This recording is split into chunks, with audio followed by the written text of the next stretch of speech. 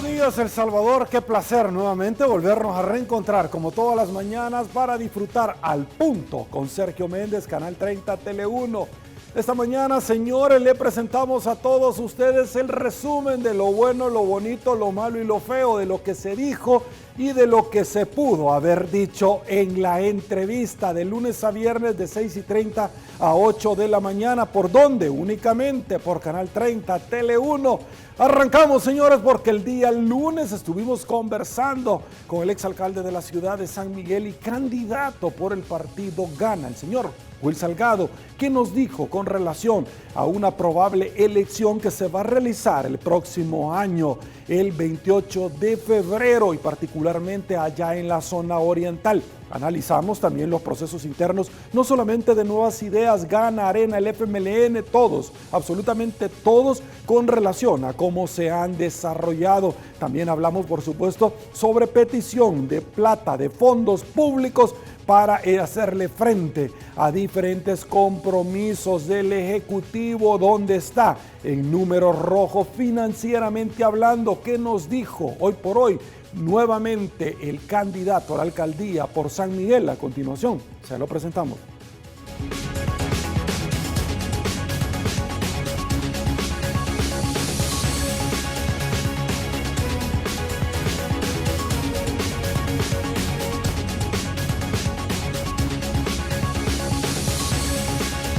Esta mañana estuvieron presentes en la entrevista al punto con Sergio Méndez, Ex alcalde de la ciudad de San Miguel y candidato nuevamente por esta comuna migueleña por el partido Gana, el señor Will Salgado. ¿Cuál es tu valoración? Es decir, si pudiéramos hacer un comparativo entre el partido el cual ahora tú dignamente representas y los otros institutos políticos en temas de democracia interior.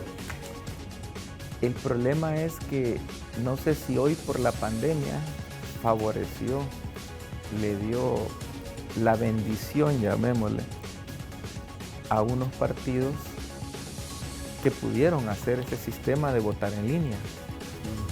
Porque ese es un sistema nuevo y que se pudo justificar justo por la pandemia. Vea, aunque no era necesario, porque el resto de partidos que no tienen el dinero para hacer la votación en línea, porque eso es caro, en un sistema caro, no es barato. Todos las hicimos así, guardando las medidas sanitarias, ¿verdad? El sistema electrónico de votación puede ser manipulado. Vimos nosotros denuncias del partido Arena en la mañana donde los habían hackeado. Vimos denuncias también para el partido Nuevas Ideas. Hay que mencionarlo. En el tema de democracia, Will, vimos señalamientos hacia el partido Arena, donde eran 84 candidatos para 84 puestos. No habían otras posibilidades. Lo único que iban a votar nada más era en qué escaño se iba a presentar dentro de la papeleta. En este caso, pues, en Arena vemos a los incondicionales, a los Hueso Colorado, a los que tienen para choque y golpe el partido Arena en la asamblea, que se agarraron las mejores casillas, del 1 al 6, pero el fenómeno más grande, y ese sí es el que más para los cabellos, es que Norman gana con gran penqueada a nivel nacional y Norman saca más votos que la cantidad de personas que bajaron la aplicación para votar. Ahora, yendo como candidato al Parlamento Centroamericano, sí, pero él fue siempre el diputado más votado. Pero ¿cómo a nivel nacional? Pero ¿cómo vas a tener más votos, por el amor de Dios, de la cantidad de gente que bajó la aplicación para votar? Sí, se pasó, es decir, no cuadra, dice usted. No cuadra, no pega. Arena publicó que feliz, contento, emocionado, que 10,000 personas habían bajado la aplicación para votar. Y después cuando cuentan los votos, Norman aparece como con 13,000. San Salvador. Sí. Varios analistas dicen esta es una campaña presidencial adelantada. Debo de preguntarte, ¿cómo ves tú las posibilidades? Entre el menú, el manjar para poder pelear la capital y poder tener unas posibilidades de poderle ganar a Neto Mason, la mejor carta que pudieron elegir fue Mario Durán. ¿Por qué? Primero, Mario ya estuvo 3 años en esa alcaldía trabajando con las comunidades. Ya la gente lo conoce. Segundo, hoy como ministro se ha fajado. Dejémonos de cuentos, se ha fajado, ha echado riata, ha trabajado fuerte. Entonces, eso significa que Neto Mason no va a competir con una figura desconocida ni con una figura acabada como la que lleva el FMLN. Para mí, las posibilidades de ganar de Mario Durán son altas. Son altas de ganar la alcaldía de San Salvador. ¿Cómo ves, siguiendo esa lógica que tú estás desarrollando, cómo ves entonces todas las acusaciones que el ministro de Trabajo ha hecho en contra del alcalde Mason? Y siguiendo tu lógica, porque el ministro de Trabajo también por muchos años se desarrolló como representante de sindicatos importantes al interior de la alcaldía de San Salvador, y ahora hace señalamientos muy puntuales. ¿Tu opinión? Pues en las campañas se da de todo. El señor fiscal general incluso lo dijo en una... Sí, esta misma semana. En unas declaraciones que da, que a él le preocupan o le enojan y lo molestan las campañas, porque hay tantas demandas, tantos casos, tantos chambres, que pierden el tiempo sus fiscales en poder estar resolviendo casos más importantes y de que de verdad hay delito. Entonces, ahí pues ya me van a empezar a mí también a meterme demandas a mí. O sea, siempre al que creen que... ¿Tú crees? Que el que sí. ¿Tú crees que van a llegar? No, hombre, falta que la Corte de Cuentas saquen su par de cartas escondidas que tengan por ahí. Pero ya prescribieron, ¿no crees? No han prescrito porque... sí, creo que sí, a los 6 años creo que prescriben y yo ya voy a cumplir 6 años. De hecho, yo he estado teniendo, solo para efectos de ilustración, entrevistas con candidatos a magistrados de la Corte de Cuentas, y yo le planteaba, mire, ¿qué pasa si ya caducaron unos procesos, pero están en fiscalía? Porque un tema es lo civil y otro lo administrativo. Entonces decía, no podemos hacer nada, pero en el pasado han habido casos que caducaron, como los de Anda en tiempos del Partido Arena. No podemos hacer nada. Entonces, ¿tú crees, Will, porque tú tienes bastante tiempo de haber ostentado un cargo público, sí, pero tú crees que te puedan venir a sacar algo a estas alturas? Claro. Mira, fíjate que cuando entró el viejito Toche, caducó el principio de inocencia. Déjame chance.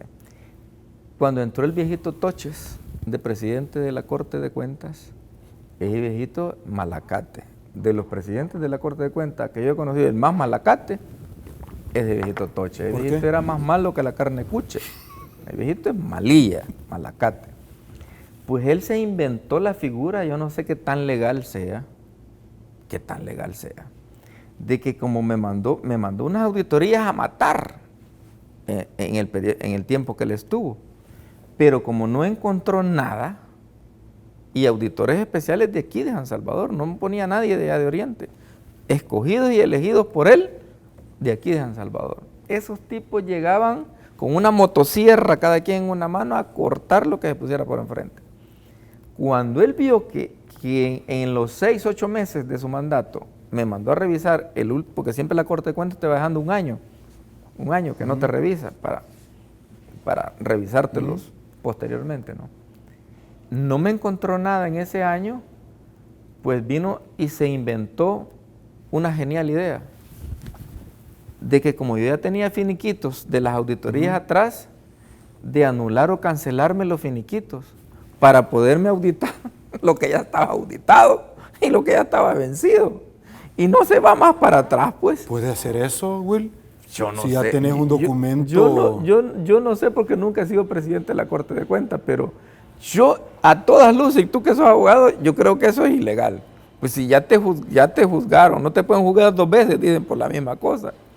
Entonces, ese viejo sinvergüenza, malacate de Toche, me canceló los finiquitos. Dijo, quedan sin efecto los finiquitos, dijo, y me empezó a revisar para atrás.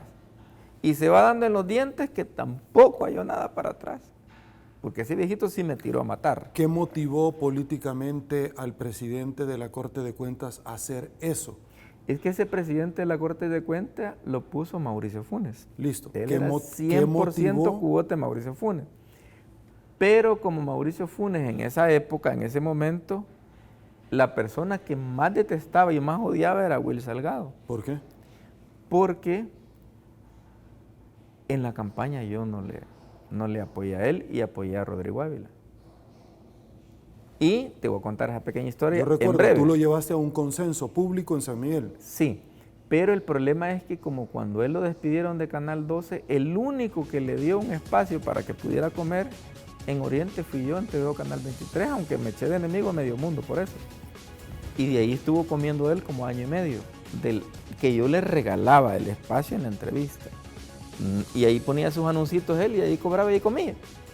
Entonces él estaba muy agradecido conmigo porque yo le maté el hambre cuando todo el mundo le cerró las puertas y le dio la espalda. Todo el mundo. Y después don Tony Safi que se las abrió, que le dio el Canal 15, que ni se miraba mucho aquí en El Salvador. Siempre lo mejor en análisis político en Al Punto Matutino.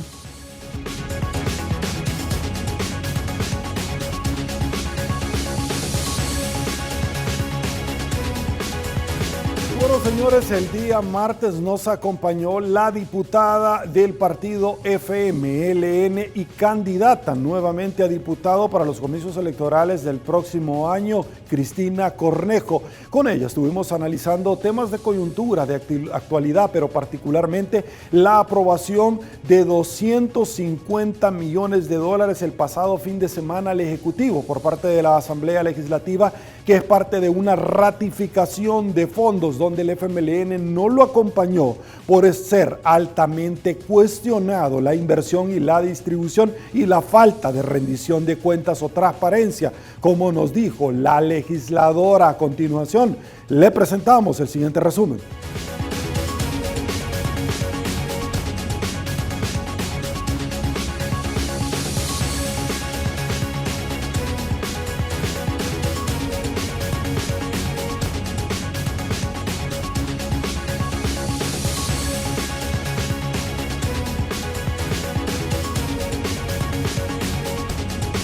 Esta mañana estuvieron presentes en la entrevista Al Punto con Sergio Méndez. La legisladora del partido FMLN dentro de la Asamblea Legislativa, Cristina Cornejo, su análisis de la valoración de lo que se realizó en las internas del partido FMLN. Hemos sido, Sergio, el único partido político que ha realizado las elecciones de manera presencial.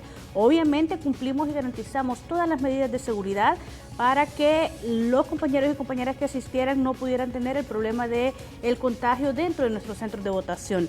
A mí me pareció muy importante de ver cómo la militancia en los 262 municipios y en este caso en el Departamento de la Libertad de los 22 municipios participaron de una manera activa, pero sobre todo un tema importante, la gente decidió a quién quería en sus candidaturas, a diferencia de otros partidos políticos que las listas iban cerradas, que lo único que se iba a definir era el tema de posiciones. En el caso del FMLN nunca se restringió el tema de la participación. Creo que estas han sido unas elecciones en donde hemos dado un salto cualificativo en relación a eso. ¿Por qué se le está asignando, cómo terminó el presupuesto adicional para la alcaldía de San Salvador? Con el tema de lo de la alcaldía de San Salvador no se aprobó, ¿verdad? Porque obviamente esto fue lo que generó el impasse y había además una violación a la ley FODES que establece el tema de la cantidad porcentual para la entrega. No se terminaron asignando y dentro de estos es que estos 5 millones fueron redesignados para darlo al tema también de Fomilenio y obviamente también los 50 millones que en un primer momento estaban establecidos para dárselo al ministro de Trabajo. ¿Para qué? A saber, ¿verdad? Nosotros seguimos esperando que el dinero le llegue a las personas que no recibieron sus salarios de las pequeñas, medianas y microempresas. Para eso aprobamos 140 millones de dólares. Seguimos esperando que los pequeños y medianos negocios sigan siendo financiados con créditos blandos. Y obviamente para eso se ha aprobado el dinero y es para quienes sin duda alguna menos está llegando. Con el ministro de Agricultura, ¿cuándo lo van a volver a llamar o van a remitir a Fiscalía o lo van a mandar a traer por apremio? Va a hacerse una convocatoria de nuevo para el ministro de Agricultura y si no tendríamos que ver la posibilidad de la creación de una comisión especial de investigación contra el ministro de Agricultura y posibles actos de corrupción, donde nos estaría dando la facultad esta comisión para poder llegarlo a traer y mandarlo a traer por apremio si así fuera necesario. Obviamente esas son las cosas que seguimos nosotros trabajando y además hemos visto también cómo este tipo de entregas está generando una de las mayores aglomeraciones a nivel del país y que eso está generando también un tema de posible rebrote o de posible transmisión acelerada del tema de lo del COVID. Pero además quiero lamentar la politización que se está haciendo para la entrega de estos paquetes que me parece que jugar con la necesidad y con la dignidad de las personas más pobres de este país es inhumano. Ahora, sí ha habido un pacto oscuro. ¿Y por qué? Bueno, Víctor Hugo Suazo, que es candidato a diputado de San Salvador, que es dentro de los rostros jóvenes y muy buenos que lleva el país, abogado también de profesión, yo además permito también recomendar porque ha hecho una experticia en los temas hacendarios. Víctor Hugo decía, bueno, miren, efectivamente hay un pacto oscuro. ¿Y por qué nosotros nos referimos que hay un pacto oscuro? Porque esta negociación y esta distribución que ustedes han visto de cómo se ha aprobado ahorita los 250 millones, no se discutió en la Comisión de Hacienda.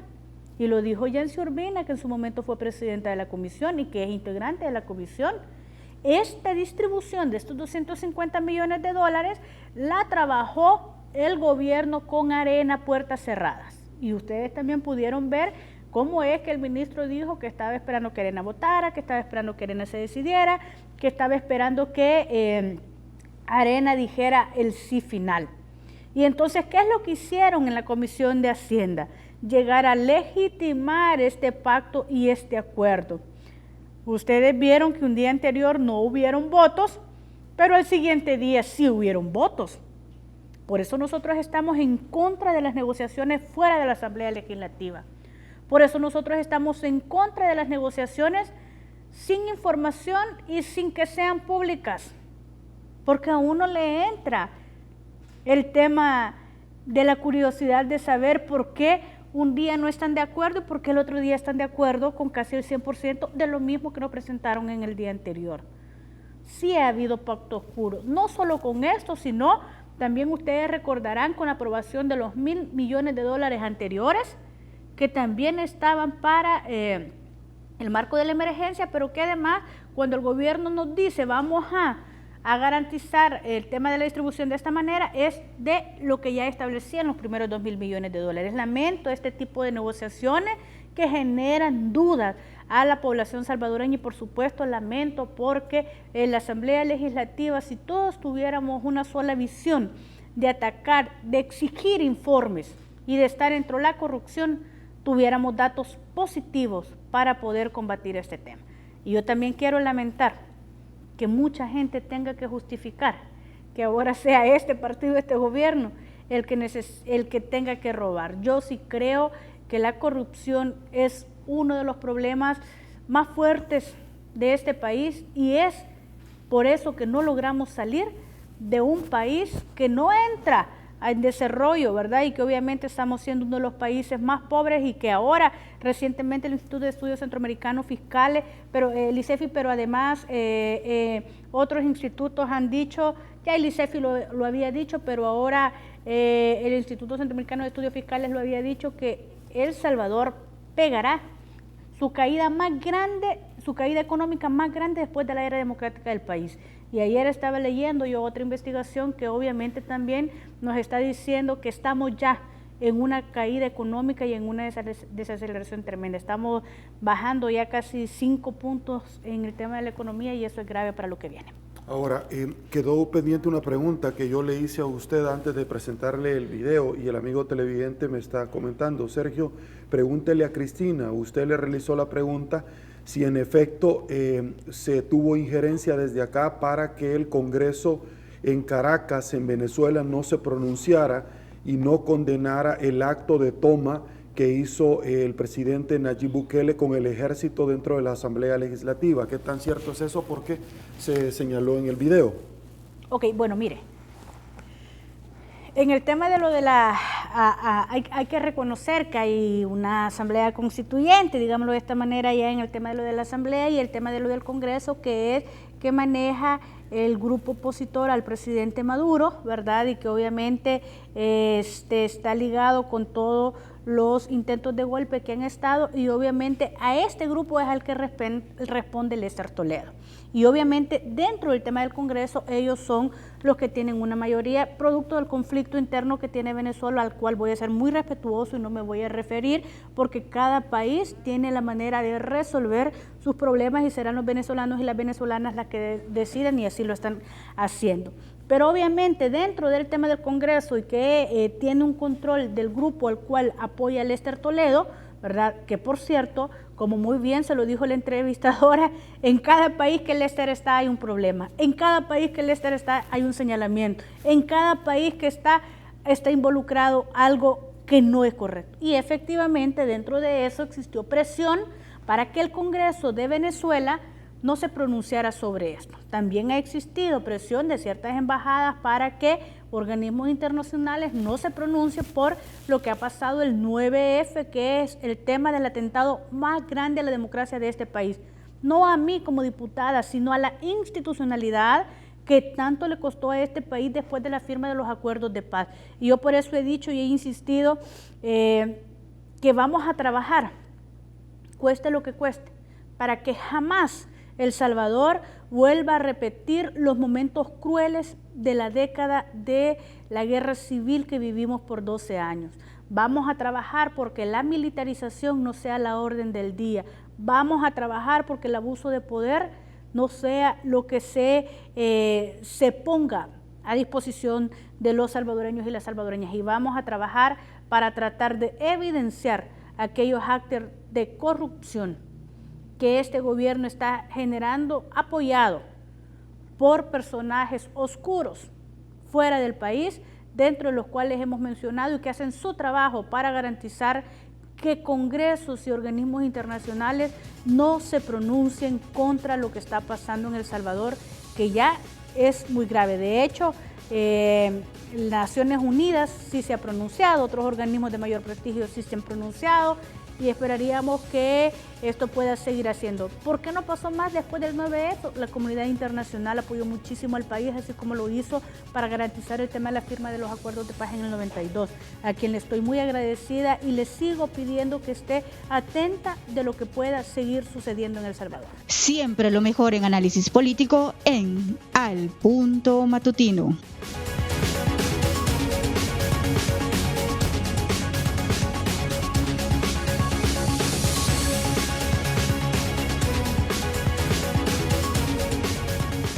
Bueno, señores, el día miércoles nos acompañó el doctor Miguel Fortín Magaña, Calixto Mejía y el doctor Eduardo Lobo, donde estuvimos analizando resoluciones de la Sala de lo Constitucional de la Corte Suprema de Justicia en torno a la elección de magistrados de la Corte de Cuentas de la República. El Instituto de Acceso a la Información Pública le da al ministro Alaví 10 días para que explique cómo es que compró un familiar de él unas botas por medio del ministro de Salud hacia esta empresa, entre otros temas. Analizamos, por supuesto, también los comicios electorales del próximo año, elecciones internas de los diferentes institutos políticos, entre otros temas. A continuación, se lo presentamos.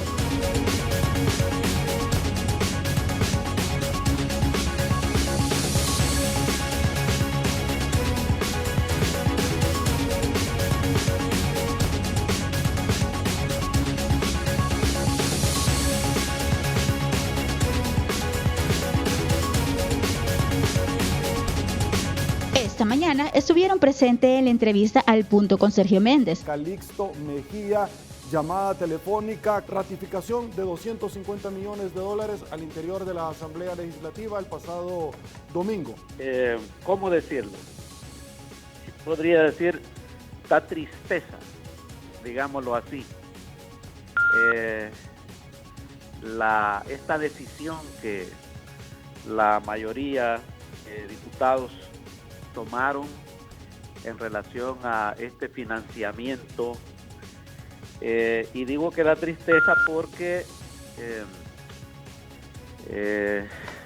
aparece como un nivel de complicidad, digámoslo de esta manera, en este caso, quienes lo aprobaron, con todo lo que está ocurriendo en el Ejecutivo, en el gobierno del presidente Bukele y sus funcionarios.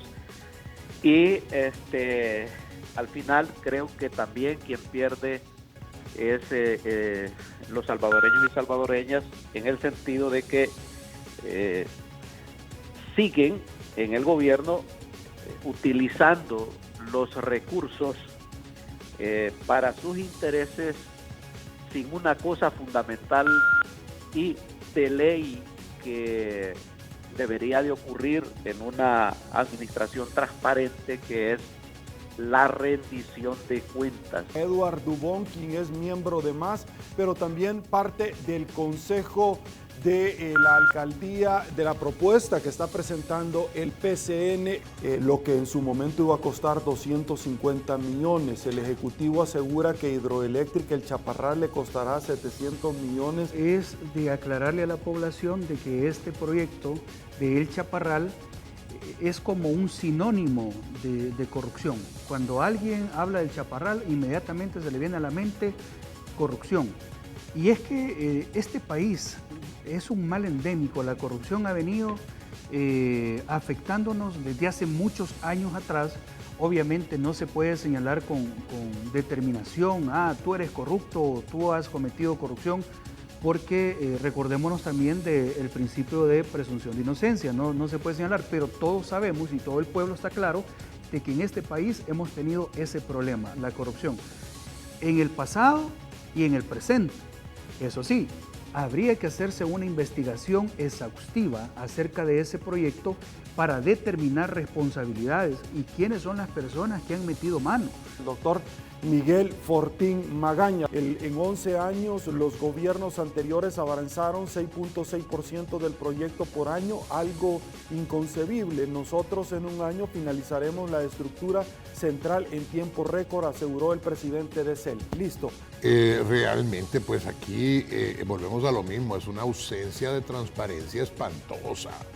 Sí, la obra se necesita, lo del Chaparral se necesita. Pero cosas como esas que Bukele dijo un día que iba a dinamitar el Chaparral. ¿Por qué? Porque ese día, a las 12 de la noche, mientras estaba entre sueños y entre pues, pensar en pericos y en otros pájaros mientras se dormía, realmente al presidente se le ocurrió que iba a dinamitar el Chaparral.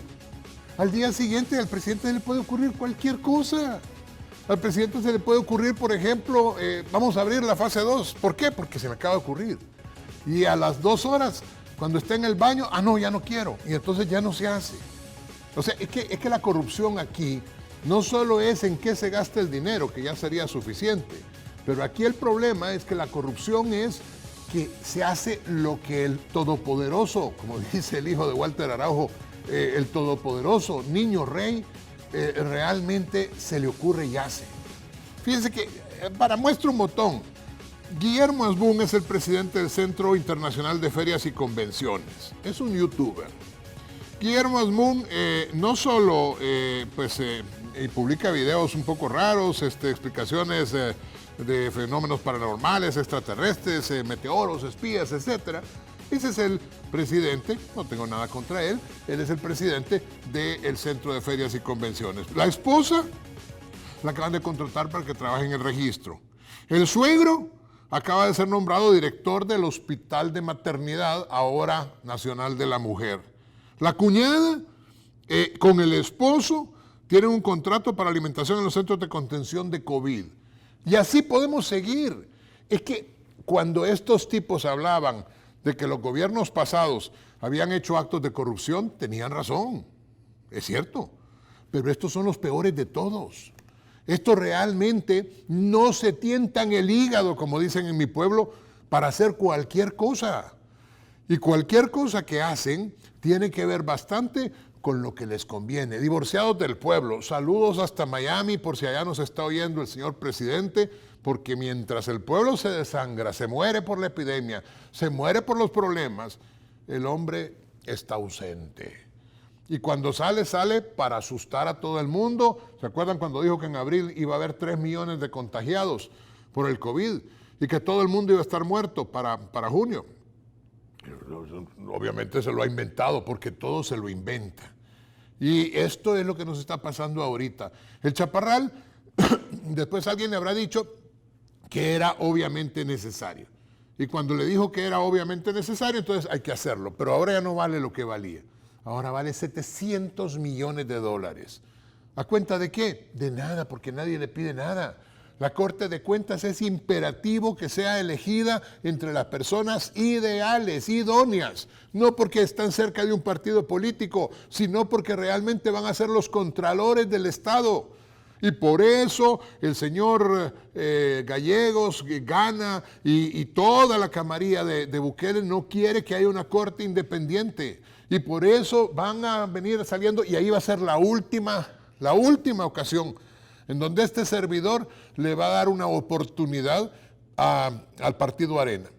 Porque si el Partido Arena se presta para elegir a una persona que no vaya a controlar las acciones del Estado, solo porque a la diputada no sé cuántos que habla bonito le parece simpático acercarse al presidente, o el diputado no sé qué que también habla bonito o que tiene miedo que le vayan a sacar una cosa, tiene también esa condición. Si eso llega a pasar, tengan la certeza que este servidor desde su pobre trinchera, a donde sea, va a denunciar esto con la mayor dureza posible, y estoy seguro que muchísimos salvadoreños de bien también lo harán. Lo mismo si lo hace el FMLN, lo mismo si lo hace el PDC, porque de lo que gana el CD de hoy y obviamente Nuevas Ideas, que es la evidencia de toda la corrupción, vean todo lo que pasó alrededor de la elección, es un problema.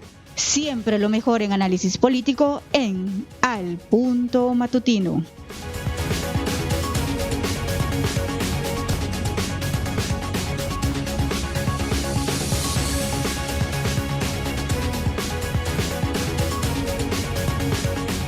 Jueves, señores, nos estuvo acompañando Julia Belín Martínez, Bessie Ríos y también Luisa Moncada.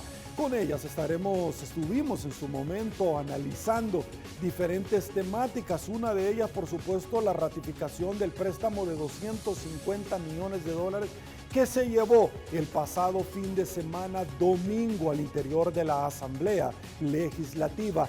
El proceso para el ministro Monroy dentro de la Asamblea Legislativa para iniciar precisamente un proceso y determinar si existen elementos de formación de causa para proceder a dar paso precisamente a un antejuicio y un desafuero luego de la llegada de él y el ejército y el señor presidente de la República, Nayib Bukele, a la Asamblea Legislativa el pasado 9 de febrero. ¿Qué nos dijeron? A continuación, se lo presentamos.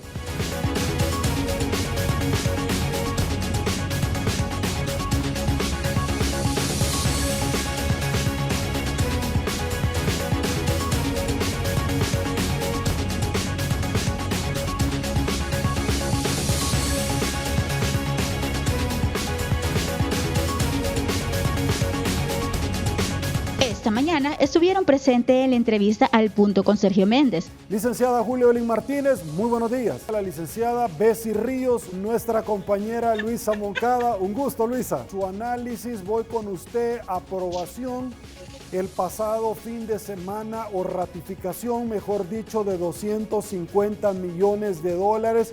Mira, a mí me preocupan dos cosas de la aprobación. En primer lugar, me preocupa que de esos 250 millones de dólares solamente, pero oigan bien esto, solamente 30 millones de dólares van para salud. Es decir, esto no es para la emergencia del COVID-19, como se trata de divulgar en las redes sociales y en los tweets del presidente o de los funcionarios. Solo 30 millones van para el sector salud, digamos en general, y el resto va prácticamente para financiar gasto corriente.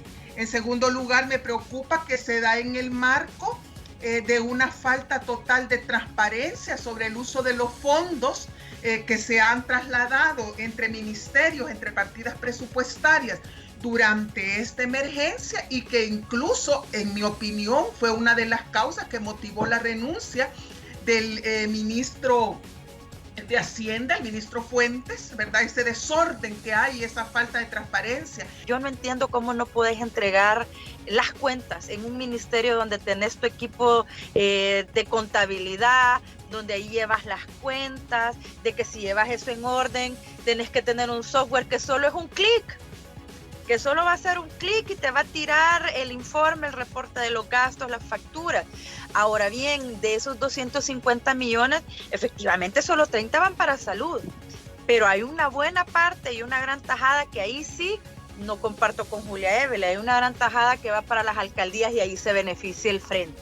El Frente está diciendo voto en contra, pero las alcaldías van a recibir fondos y en repartición tipo FODES. Ni siquiera por el nivel poblacional, que es lo que se ha criticado, no que se dé el FODES, 7%, y así tengas 100,000 habitantes Soyapango, como el último cantón que tiene solo 20,000 habitantes y reciben la misma cantidad de dinero. Entonces, ahí no nos demos paja, creo yo. Ese dinero va para la campaña. Y ahí se va a beneficiar el Frente, Arena, el PCN, el PDC, y yo por eso esos baños que se dan a veces los partidos de la transparencia, no sé qué, es bien difícil porque uno sabe que el dinero va para las alcaldías y esa plata se va a usar para la campaña. ¿Qué tenemos que tener claro en El Salvador? Primero, que si el dinero no se estaba aprobando por un tema de transparencia y no quedaron los controles regulados en la aprobación del préstamo, ¿qué fue lo que hizo realmente que aprobaran este préstamo? ¿Fue acaso los 5 millones que van para la alcaldía de San Salvador o fue el dinero que va para las alcaldías en temas FODES? Y si este dinero se utiliza tal como lo dice Bessie en el tema de la campaña electoral, pues estamos viendo un triste círculo de negativa de rendición de cuentas, porque para nadie en El Salvador es un secreto que tampoco hay transparencia en torno a en qué se ocupa el dinero, quién lo dona en las campañas electorales, y ya hemos tenido en la historia cercana de El Salvador presidentes que han sido acusados de utilizar los fondos públicos para el pago de campaña, lo cual es simplemente una total sinvergüenzada por parte de todos los partidos políticos que, además de utilizar los fondos públicos para esto, pues también se sirven del dinero que paga el Tribunal Supremo Electoral por los votos de cada uno de nosotros, Sergio. Estas renuncias que tenemos hasta este momento, no solamente el señor ministro de Hacienda en su momento, sino también la directora del Seguro Social, del ISDEMU, etcétera. Sí, mire, yo en cuanto a la renuncia del ministro de Hacienda, creo que él pues, es una de las personas con más capacidad, por no decir el único, porque no quiero ofender, pero digamos con los de más capacidad que tiene este gobierno, este gabinete, y esto es una pérdida, realmente esta es una pérdida. Y el hecho que haya renunciado, yo principalmente lo atribuyo pues a que él es una persona joven, un profesional joven que todavía tiene un futuro, que puede trabajar en una institución internacional y no se quería seguir, como dicen, ensuciando, enlodándose, ¿verdad? Con todos esos señalamientos de corrupción que existen al interior de este gobierno. Y también sobre todo con el tema de las transferencias no avaladas por la Asamblea Legislativa, porque eso sí, en serio, eso puede dar lugar a un proceso penal. Por algo parecido a eso, destituyeron a la presidenta Dilma Rousseff en Brasil por una cosa de intercambio de partidas sin aval del legislativo. Me preocupa porque es la tercera presidenta que llevan al hilo destituida, ¿no? Es bien feo porque la institución debería de fortalecerse, no solo en presupuesto, sino también en presencia, porque si este gobierno está en función, fuese su deseo, ¿no? Fortalecer el tema de la protección hacia las mujeres, ¿no? El dignificar nuestro trabajo en los diferentes sectores dentro del Estado, debería de haberlo fortalecido a la institución y no se ha hecho. En los movimientos, como te decía la vez pasada, imagínate, pasan al de aduana para el sistema, para la superintendencia del sistema financiero. Yo no sé qué tanta conocimiento tenga el señor Villatoro, ¿verdad? Sé que sabe de aduanas, sin duda, porque en aduanas ha estado, pero eternamente, pero no sé si sabe de las reglas del sistema financiero. En el caso de Nelson, pues yo entiendo que desde hacía rato estaba ofreciendo su renuncia. Lo que pasa es de que es como el rumor de Cáceres, ¿no? Que Cáceres los 10 años quiso renunciar y por ahí se escucha la leyenda urbana que llegaba al escritorio de cierta diputada casi a llorarle que le agarraran la renuncia, ¿verdad? Y no lo dejaban renunciar hasta que finalmente le dan la Embajada de México, que donde todavía se mantiene. No sabemos por qué, y aquí nadie se acuerda de eso, pero ahí está don Cáceres allá en México de embajador de este gobierno, y Nelson seguramente estaba en función, como dice Julia Evelyn, de ver dónde se coloca. Ahora, para mí, probablemente sea el de los mejor preparados académicamente.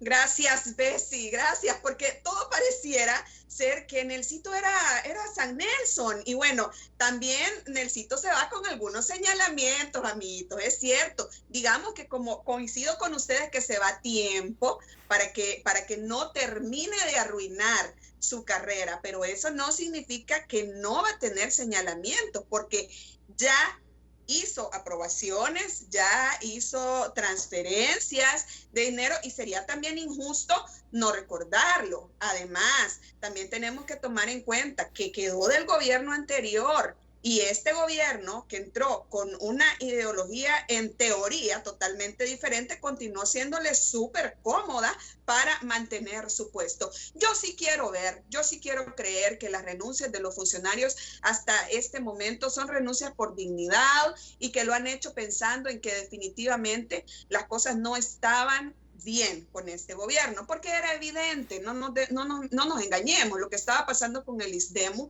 era una situación vergonzosa. Decir que yo tener en mi currículum que fui directora del ISDEMU mientras sucedieron los casos que hubo en nuestro país en el pasado reciente, pues a mí realmente yo estaría ahorita buscando cómo limpiar mi memoria. Ahí los venezolanos tienen un servicio que limpian tu memoria en Google.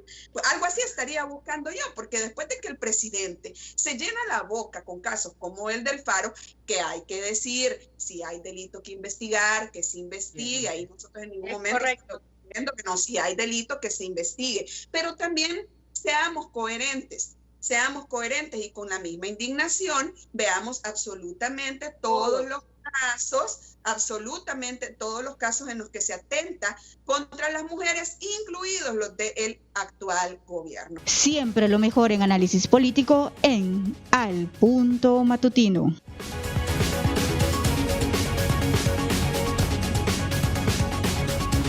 Bueno, señores, el día viernes nos estuvieron acompañando candidatos a diputados por diferentes institutos políticos al interior de la Asamblea Legislativa.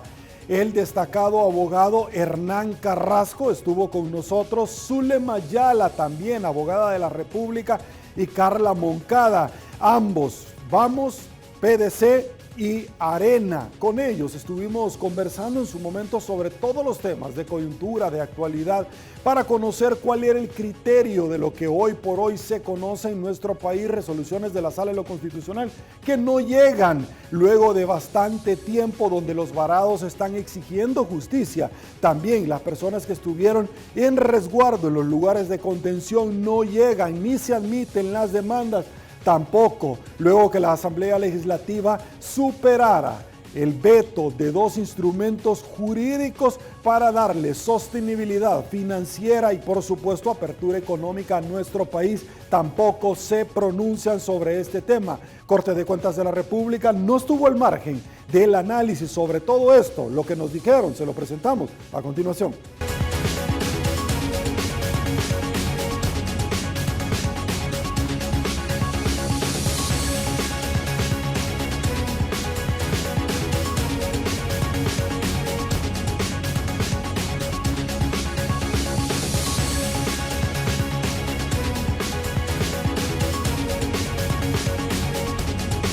Esta mañana estuvieron presentes en la entrevista al punto con Sergio Méndez. La licenciada Zulem Ayala, candidata a diputada por el partido PDC. El pasado fin de semana fueron convocados el día domingo y se da la ratificación de empréstitos de más de 280 millones de dólares. Fue muy polémica esta aprobación de este crédito.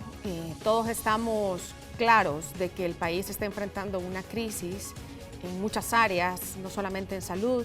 Ya empezamos a ver los efectos de la crisis económica, los desempleos, las empresas que están cerrando. Incluso no había dinero ni siquiera para pagar la contrapartida para el Fomilenio que le correspondía a El Salvador. Y vienen y se aprueba este préstamo una vez más, pero el gran problema aquí fue que el gobierno sigue sin rendir cuenta de todo lo que se le ha autorizado, de todos los desembolsos que se le han hecho desde el inicio de la emergencia. El partido OPDC, a través del señor Rodolfo Parker, insistió en que se estableciera una cláusula para que se rindiera cuenta de todo el dinero que había entrado a las arcas del Estado en concepto de préstamos, reasignación de partidas, donaciones, etcétera. Y hasta el día de hoy no sabemos, no conocemos cómo se ha gastado ese dinero que se va aprobando. Licenciado Hernán Carrasco, candidato a diputado por el partido Vamos. Hasta el sol de hoy, la Sala de lo Constitucional no resuelve con relación a los dos instrumentos jurídicos aprobados por la Asamblea Legislativa, donde se establecía en tanto la apertura económica, que es facultad única y exclusivamente de la Asamblea Legislativa por Constitución. Veníamos de tener una corte el periodo anterior que yo creo que para muchos se convirtió en un oasis dentro de la gobernabilidad de la democracia y el peso de poder dentro del Estado, ¿no? Muchas situaciones que realmente las manejó muy bien. Pero ahora nos estamos encontrando con una corte que realmente está dejando mucho que desear. Lo vamos a platicar más adelante. Tú decías el tema de la Corte de Cuentas, con una resolución realmente que por donde la veas, lo pones de lado, de cabeza, no le vas a encontrar una lógica jurídica, mucho menos una lógica natural. Pero todas estas situaciones, ¿qué es lo que pasa? Es que empiezas a tener una institución, uno de los órganos del Estado, que no tiene peso. Porque también, obviamente, las resoluciones que vayan sacando o que han sacado, qué cumplimiento han tenido, qué cumplimiento efectivo han logrado tener en todo este tiempo. Me parece que ninguno. Licenciada Carla Moncada, candidata a diputada por el partido Arena, pero además de ese, el tema de los varados, temas como el pago de los servicios de energía eléctrica, de agua y otro tipo de obligaciones. Bueno, yo creo que en la emergencia es cuando se pone a prueba realmente si la institucionalidad funciona, y eso es un llamado a los magistrados de la Sala de lo Constitucional y a la Corte Suprema de Justicia en general a hacer valer ese principio que tienen de la pronta y cumplida justicia. Hemos visto que la incertidumbre y el miedo han sido herramientas que este gobierno ha utilizado para hacer lo que se le ha dado la gana y, dicho sea de paso, aparte publicitarlo. El tema de los varados para mí es un tema bastante sensible, considerando que se está violando el derecho de una persona de regresar a su propio hogar, tratando de poner algunos derechos sobre otros cuando realmente no es así. Todos los derechos ante la Constitución tienen el mismo peso y deben de prevalecer. Y creo que el presidente cometió un error al vetar estos decretos legislativos que le daban todas las herramientas para combatir la pandemia y al mismo tiempo velar por la certeza y la tranquilidad de sus ciudadanos. ¿Cuán importante es la renovación de los partidos políticos, que de hecho empezó a llegar desde que quitaron la famosa plancha nacional en este país, donde ustedes ponían a todos sus cheradas en los partidos políticos y, por qué no decirlo, se empezó a dar donde se dio una tandona, un rasero del voto cruzado y el voto por rostro? Mira, yo creo que una de las cosas por las que esa apatía de los jóvenes a participar activamente es porque sienten que el voto no cambia nada, que es como que no le dan la importancia de lo que su voto significa. Y eso es culpa de la clase política actual y pasada, que no les han dado a los ciudadanos el poder. la renovación de los partidos políticos ha traído nuevamente ese poder a la gente. Y yo estoy satisfecha con las cosas que se han ido pasando. Como tú dices, Sergio, no es una cosa que nos levantamos en la mañana y ya así era. Son pequeñas victorias que se han ido haciendo de luchas constantes y continuas.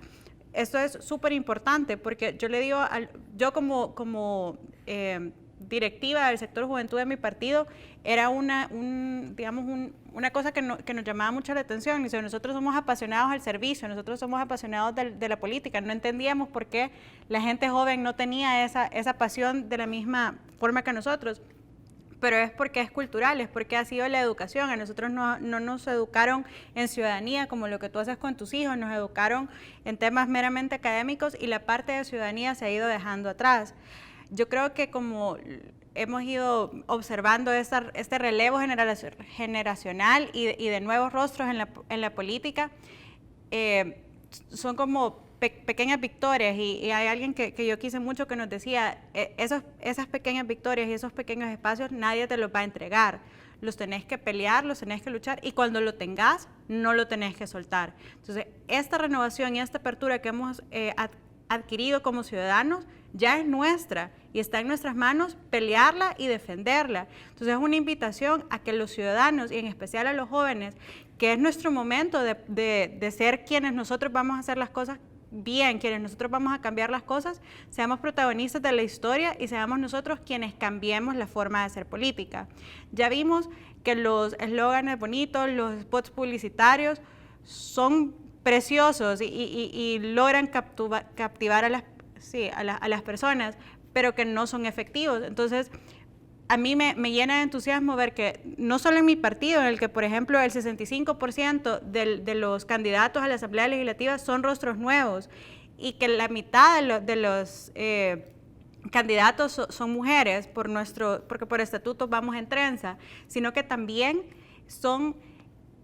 hemos ido forzando a que se nos abra espacio y que no solo el espacio en sí, sino el espacio en nuestra forma de pensar, que se hayan espacios en los que podemos decir eso es lo que nosotros queremos hacer y aquí vamos y vamos con fuerza, pero esa fuerza viene desde la ciudadanía. Entonces, un llamado a que hagamos la lucha juntos y que nos tomemos los espacios y que el poder regrese al pueblo. ¿Cómo motivar a los jóvenes? Si de pronto los adultos están desmotivados, y Carla decía algo que era importante, si voy a votar no cambia nada, porque en el pasado teníamos el transfugismo en una forma expresa, pero ahora parece que es tácita, porque dentro de los partidos políticos es de yo voy a estar aquí, voy a criticar al partido, expúlsenme, les pido que me expulsen para yo poder optar a otra candidatura, yo aquí voy a estar viviendo hasta que ustedes quieran, no me voy a ir. Sin embargo, entonces la gente pregunta, mire, ¿cómo un diputado puede cambiar de la noche a la mañana en dar un voto? ¿Cómo se come eso? ¿Cómo de pronto venía diciendo no, no, no, no, no? Y cuando lo veo en la tarde ya está diciendo sí. Entonces, ¿cómo motivar a la gente que dice, no, mire, yo sinceramente prefiero mejor irme al Puerto de la Libertad a comer mi cóctel de conchas con alguito más, que ir a perder el tiempo, ir a votar, cuando simple y sencillamente, lo voy a decir como se dice en el caló popular, es paja, casaca, donde al final yo elijo a la gente? Su opinión. Por pensar así, es que tenemos los gobernantes que hemos tenido, de los cuales nos quejamos tanto. Aquí tengo unas cifras. Según el Registro Nacional de las Personas Naturales, son 45.398 jóvenes que cumplen 18 años entre el 31 de agosto del 2020 y el 27 de febrero del 2021 y que pueden solicitar anticipadamente su DUI para poder votar el 28 de febrero en el 2021. ¿Saben cuántos han ido a hacer ese trámite? 368 jóvenes, 45,000 jóvenes que pueden decidir el futuro de este país, simple y sencillamente han decidido no involucrarse. Pero ¿qué pasa? Otros sí se van a involucrar, otros que tienen otras agendas, otras intenciones, sí van a ir a votar y seguramente van a ir a votar por cosas que les van a perjudicar a ellos como jóvenes. Ese préstamo que se aprobó, uno de tantos, 250 millones, ¿saben cuántos años vamos a pasar pagando esa deuda? 30, 40 años vamos a pasar pagando una deuda que se está adquiriendo ahorita, en el 2020. De 89.540 jóvenes, ustedes son jóvenes, aptos para empadronarse y participar por primera vez en las votaciones, solamente 75 han ido a solicitarlo. Que en un momento fuimos bien apáticos, ¿no?, ante estas situaciones, y nos ha costado desprendernos, ¿no?, y salir de nuestra zona de confort y empezar a enfrentar un problema que le pertenece a todos los salvadoreños, a los que ya tienen más edad que nosotros, a los de nuestra generación y a las futuras generaciones. Por eso es importante que los jóvenes se vayan proyectando, ¿no?, como futuros hacedores de política. Es importante que desde edades muy tempranas se vayan involucrando, que se interesen. Y yo creo que ahora los jóvenes, ojo, tienen una gran oportunidad, porque tienen la oportunidad de elegir a gente que no ha estado por muchos años o por décadas ocupando cargos políticos o siendo servidores públicos, aunque les queda mal el nombre, pero realmente ahora tienen esa oportunidad. En Vamos, las propuestas de profesionales, de gente capacitada para llegar a los puestos, y en los demás partidos también, que nunca han tenido alguna relación con hechos que realmente han ensuciado el pasado político. Y yo creo que el mejor ejemplo, por ejemplo, Zulen, Carla, nosotros hemos estado platicando aquí, en los cortes también platicamos, y creo que ustedes se pueden dar cuenta cómo tenemos puntos en común. Esa es la nueva generación que tiene que llegar a ser un servidor público, porque no vamos a llegar, es cierto, llegamos con un partido, pero llegamos con la idea de servir a El Salvador.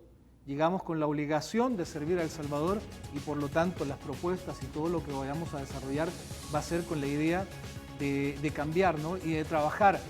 Puede que venga, en este momento tenemos un partido político, puede que venga otra ideología, puede que más adelante venga otra, pero el éxito de los países está en que los proyectos, en que la idea sea constante, y esto solamente es a través del diálogo y platicar, el consenso entre partidos políticos, porque al final somos todos salvadores. Siempre lo mejor en análisis político en Al Punto Matutino.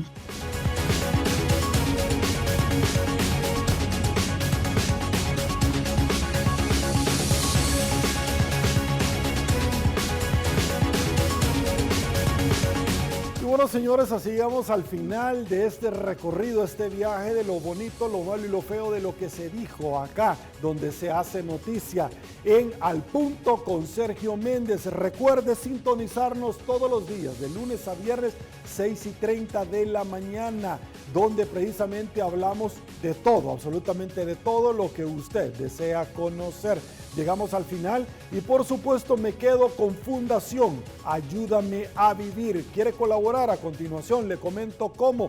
Soy Sergio Méndez. Así están las cosas hoy por hoy en nuestro país. Si le gustó la entrevista, coméntele el resto de su vida. Será una nueva oportunidad y una vez más, que el Señor los bendiga a todos.